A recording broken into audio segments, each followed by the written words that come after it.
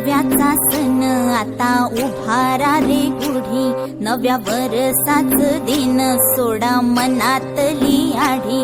गेलं साली गेली आढी, आता पाडवा